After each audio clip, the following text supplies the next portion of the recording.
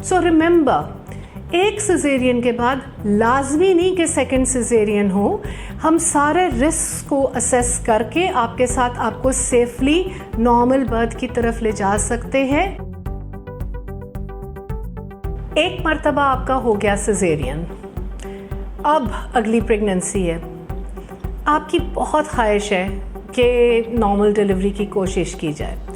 एक सिजेरियन के बाद जब नॉर्मल डिलीवरी हम करते हैं या उसकी कोशिश करते हैं तो उसे VBAC, vaginal birth after caesarean, VBAC, that's the name.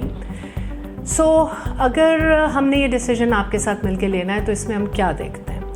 पहली बात तो ये कि पहला सिजेरियन क्यों हुआ था।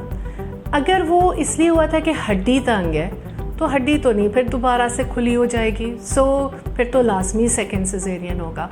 बट अगर फर्स्ट सिजेरियन की ऐसी वजह है जैसे बेबी की डिस्ट्रेस थी या प्लेसेंटा नीचे था, तो ज़रूरी नहीं कि सेकंड टाइम ये प्रॉब्लम हो, सो हम इस बारे में सोच सकते हैं। सेकंड, इंटरवल कितना है, क्योंकि फर्स्ट सिजेरियन की अगर से 1.5 साल के अंदर आपकी ड्यू डेट आ रही है जिस दिन आपने डिलीवर करना है, तो शायद हम आपको इससे डिस्करेज करें। उसकी वजह ये है कि यूट्रस ने बड़े होना होता है, तो जहाँ स्कार होता है ना सिजेरियन का, वो फिर बहुत पतला हो जाता है और वो वीक हो जाता है। तो लेबर में रिस्क क्या होता है? उसके फट जाने का।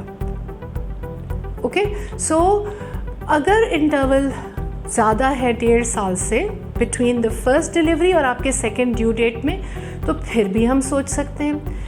अगर फर्स्ट सिजेरियन में इन्फेक्शन वगैरह हुई हो, हमें पता नहीं होता कि यूट्रस के क्या हालात हैं, फिर भी हम ज़रा रिलक्टेंट होते हैं। सो अगर आपने देख लिया कि हमारे साथ डिस्कस कर लिया कि आप करना चाहते हो वी बैक, आपका पहला सिजेरियन किसी ऐसी वजह से था जो रिपीट नहीं हो रही, आपका गैप अच्छा है, फिर नेक्स्ट क्या फैक्टर्स आते हैं? एक असूल है, एक दफ़ा सिजेरियन हो और उसके साथ कोई मसला भी हो तो सेकंड सिजेरियन ही होगा।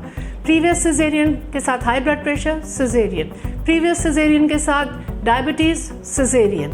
कुछ असूल हैं। फिर अगर आपने इवन देन सब अच्छा है, मैंने फैसला कर लिया कि हम अब लेबर पेन्स का वेट करेंगे, तो फिर हम नेचुरल पेन्स का वेट करते हैं, हम इंड्यूस नहीं करते, हम आर्टिफिशियल पेन्स नहीं देते।